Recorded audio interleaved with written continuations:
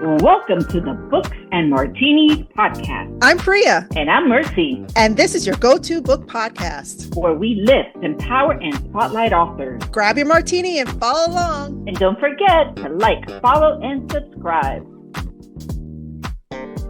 What's up, everyone? Welcome to our podcast. I'm Priya. And I'm Mercy. Welcome, everybody. Hey, Priya. How you doing? Hey, girl. Hey, cheers. Hey. You need a refill, girl. I know. You've been hitting that glass. Mm-hmm. Well, it is December. That glass is halfway. You're right. I know it's cold outside. Baby, it's cold outside. It's cold outside. Hey, let's talk about how exciting this book is. I'm so psyched. You were raving about this book so much in book club. Okay. I can't tell you enough. This book is freaking amazing. Now, the book we're talking about, right? It is called My Friends.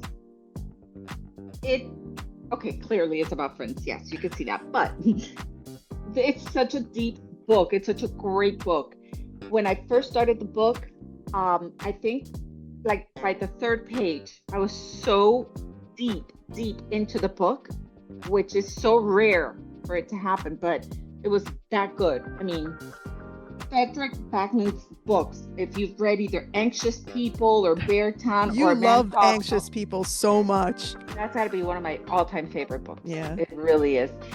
So I knew that I loved the author. I like his style, and I like how deep you go into the characters.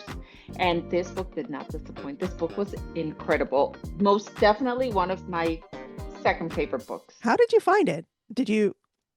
It was somebody who was doing it on their show, right? Wasn't Jimmy Fallon or somebody? Jimmy Fallon had, I want to say it was like over 10,000 people suggesting that have book clubs throughout the world that were telling him and suggesting books. And he had to pick one book. And he kind of kept throwing it out there like, okay, so it just kept getting narrow, down to one book. Mm-hmm. And this was the book that everybody chose. And so he's reading it. I think he read it in a month, and I don't remember because he's just not coming up in my feed on Instagram. And that's where I followed him with the whole storyline. But you can't put it down. The book is incredible. The audible part of it with Audible was excellent, but reading it was even deeper. Ooh. Like the hard book itself. Yeah. So I highly, highly, highly suggest it. I think when you start reading it, at least for me, right when I started reading it, I said, I know what this is going to be about. And it was nothing like what I thought. It just kept taking twists and turns, and everything was unpredictable, and it ends so beautifully. And there's highs and lows, but my goodness, what a great book. So I highly, highly recommend it. Well, let me read a little bit, because I have my Spotify app open. So it's available under premium, guys, if you have the premium account. So it's a New York Times best-selling book. And the author, it's what we said before, the author of Anxious People returns with an unforgettably funny, deeply moving tale of 4 teenagers whose friendship creates a bond so powerful that it changes a complete stranger's life 25 years later.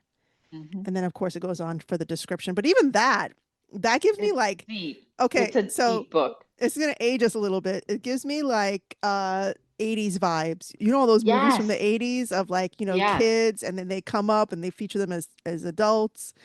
Stand By Me, even though that was a tragic story, but Stand By Me, like movies like that, The Breakfast Club.